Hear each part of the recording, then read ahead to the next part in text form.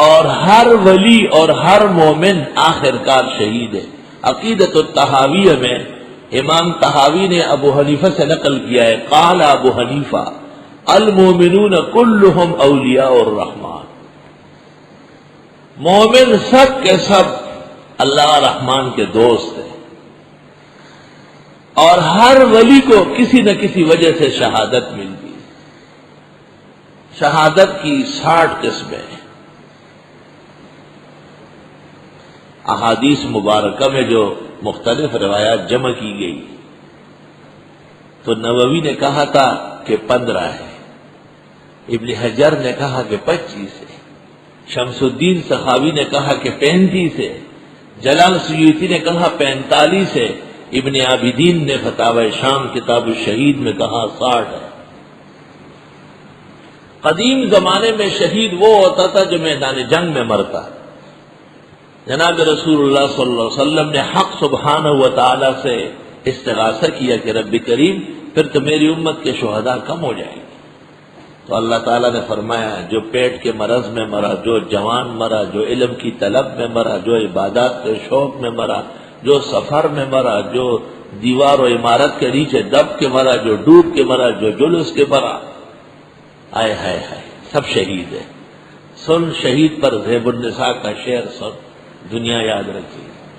اورنگزیب کی بیٹی اور ہندوستان کی محسنہ جو 30,000 کتب حنفیہ کی حافظ تھی، جس کے قلم سے فاضلانہ تفسیر زیب التفاسیر لکھی گئی۔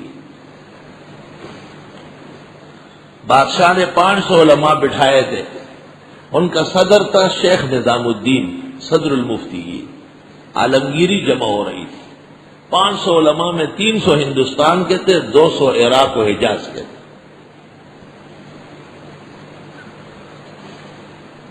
جب 500 علماء ایک مسئلے پر متفق نہ ہوتے تو شیخ نظام الدین اخیر میں رائے دیتے، وہ درج ہوتی، وہ عالمگیری بنتی۔ تو شیخ نظام الدین سے کہا گیا کہ اگر آپ سے کوئی مسئلہ حل نہ ہو تو کہا بادشاہ سلامت سے مشورہ کرتا ہوں۔ بادشاہ کا محافظت زیادہ تیز اورنگزیب کہتے دن بھر جو علماء کرام فتاوا جمع کر چکے ہوتے، رات کو شیخ نظام الدین بادشاہ کے گھر چلا جاتا، اور بادشاہ کو حکم تھا کہ لا کے دکھاؤ، تو بادشاہ فائلوں پہ دستخط کرتے، ادھر ادھر سب سیکرٹری بیٹھے رہتے۔ حضرت سے کہا آپ پڑھتے جائیں۔ حضرت نے خیال کیا ہے کہ بادشاہ کو فرصت کہاں ہے، اچانک ایک سطر چھوڑ دیا، تو بادشاہ نے کہا ہاں آپ یہ نہ سمجھے کہ میں پورا متوجہ ادھر ہوں۔ حضرت چونک گئے، بالکل ایک سطر تھوڑا سا ادھر کیا تو بادشاہ یاد ہاں۔ حضرت صاحب سے اورنگزیب عالمگیر رحمت اللہ علیہ سے پوچھا گیا کہ اگر آپ کسی مسئلے میں اٹک جائے تو آپ کیا کرتے ہیں؟ کہ اپنی بیٹی زیب النساء سے پوچھتا ہوں۔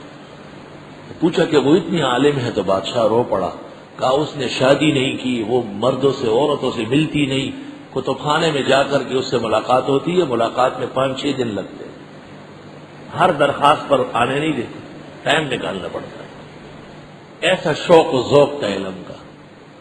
اور جب ایران فتح ہوا، اورنگزیب نے کہا کیا لے کے آؤں آپ کے لیے؟ کہا کتابیں۔ 32 گھوڑوں پر مخطوطے لگوا کر کے اورنگزیب النساء کے کمرے میں اتارے گئے۔ 10 ایکڑ کے اندر اس کا صرف لائبریری تھی زیب النساء کی، اور لائبریری کے چاروں طرف گلیوں سے اجنبی مرد کا گزرنا ناجائز، اجازت نہیں، صرف 2 یا 3 مرتبہ زندگی میں باہر نکلی۔ مخدرہ پردہ نشین اگر صحابیات کے بعد کہا گیا ہے تو زیب النساء کو کہا گیا ہو۔ اور اس وقت جب کبھی موڈ میں ہوتی تھی، تھک جاتی تھی تو اشعار کہتی تھی۔ اس میں جو اشعار کہے ہیں وہ خود جمع کیے، اور دیوان مخفی تیار ہو چکا ہے جو شیخ سعدی اور حافظ شیرازی کے ٹکر کے اشعار ہیں۔ اپنے نام زیب النساء پر خفا رہتی تھی کہ یہ تو قیامت کے دن جنت میں پتہ چلے گی کہ کون زیب النساء ہے۔ فرمایا کرتی تھی دختر شاہم ولیکن روب فقر آوردہ، میں بادشاہ کی بیٹی ہوں مگر میں فقیر نہیں ہوں۔ دختر شاہم ولیکن رو بفقر آوردام زیب و زینت بس ہمینم نام من زیب النساء. کلام دیکھو ذرا، کلام دیکھو. شیخ سعدی و حافظ شیرازی آ جاتے تو اس کے علم ادب کو، سخن کے معراج کو سلام کرتے.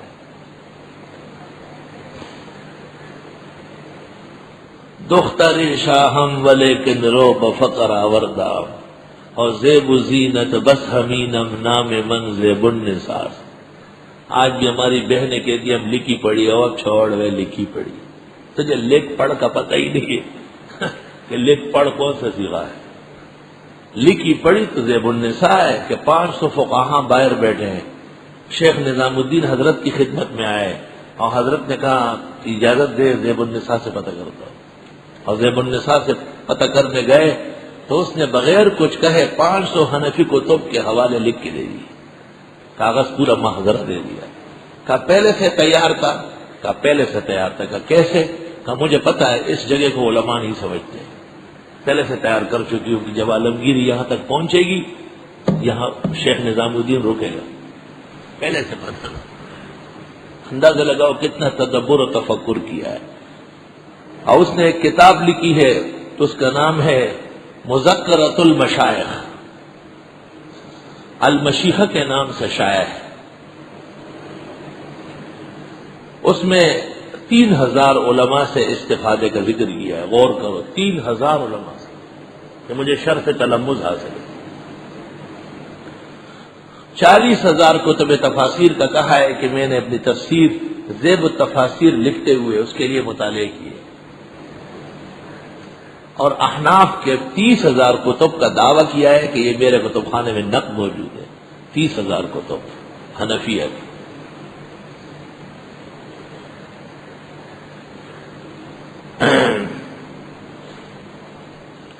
تو اس کا ایک شعر ہے شہید کے بارے میں، اس سے سارا قصہ چل پڑا. کیا کرو. وہ فرماتی ہے شہید عشق ترا شب بخواب می دیدم، شہید عشق ترا شب بخواب می دیدم کہ ہم چو شعلہ فانوس در کفن می سوخت. اے اللہ کی محبت میں مرے ہوئے انسان، میں نے رات کو آپ کو خواب میں دیکھا کہ کفن کے اندر بھی جھلس کے پڑا ہے، یعنی اخیر تک محبت ساتھ. شہید عشق ترا شب بخواب می دیدم کہ ہم چو شعلہ فانوس در کفن می سوخت. خدا کی قسم اگر میں وفاق کا صدر یا ناظم اعلیٰ بنا، اس دن یہ اعلان کروں گا کہ فارسی پڑھنا فرض ہے. گلستان بوستان سکندر نامہ زلیخا مثنوی دیوان حافظ، اس میں تخصص ہونا چاہیے. حضرت اقدس استاذ العالم مولانا فضل علی فرماتے تھے جس نے گلستان پڑھی عاقل نہ ہوا، سکندر نامہ پڑھا بہادر نہ ہوا، یوسف زلیخا پڑھی عاشق نہ ہوا، دیوان حافظ پڑھ لیا اور فلسفی نہ ہوا، اور مثنوی پڑھ کر کے صوفی نہ ہوا، وہ انسان نہیں ہے خر ہے. یا انسان ہے خر بچے. تمہارا کتابوں نے ہوئے ہمیشہ نہ ہوئے گردی. یہ دور کا امام العصر حضرت اقدس مولانا انور شاہ صاحب کے بارے میں لکھا ہے نفحۃ الانبر میں بھی اور عقیدۃ الاسلام کے مقدمے میں بھی کہ حضرت سے پوچھا گیا علم اتنا مضبوط کیوں ہے؟ فرمایا ابتدائے تعلم میں 5 سال تک ہزارہ تھاکوٹ کے ہاں مولانا عبد الخالق صاحب کے ہاں فارسیات پڑھتا رہا. دیوبند جانے سے پہلے تھاکوٹ میں حضرت مولانا فضل خالق صاحب ایک بہت بڑے عالم تھے، ان سے حضرت نے فارسیات 5 سال پڑھی، مکمل فارسیات. حضرت مولانا فضل خالق صاحب نے کہا کہ بس اب وقت ضائع نہ کرے، شیخ العلم مولانا محمود الحسن کے ہاں دیوبند فوراً پہنچ. اس زمانے میں دھوم جو تھا علم میں مولانا عبدالحی صاحب کا تھا، لکھنوی کا، لیکن حضرت شیخ الہند جب پر کھولے تو پر سارے اڑ گئے. شیخ الہند کے بارے میں الرشید نمبر میں مفتی محمود نے لکھا ہے کہ آپ کا مقام اپنے زمانے میں وہ تھا جو ائمہ دین میں امام ابو حنیفہ کا مقام ہے. جیسے ابو حنیفہ کے تمام تلامید مجتہد و مجدد تھے، اس طرح شیخ الہند کے تمام شاگرد، دیکھو انور شاہ کو، دیکھو کفایت اللہ کو، دیکھو حسین احمد کو، دیکھو اشرف علی کو، دیکھو عبدالحق حقانی کو، ہر ایک ایک کائنات علم یہ شیخ الہند کی برکات ہے. اور لوگ کہتے ہیں حضرت مولانا رشید احمد گنگوئی اور حضرت مولانا قاسم نانوتوی دو بحور نے، علم کے سمندروں نے مل کر ایک محمود الحسن تیار کیا، اور ایسا پختہ تیار کیا کہ پھر فیکٹری چل رہی تھی. کارخانہ علم شیخ الہند ہے، حضرت مولانا محمود الحسن صاحب رحمۃ اللہ علیہ.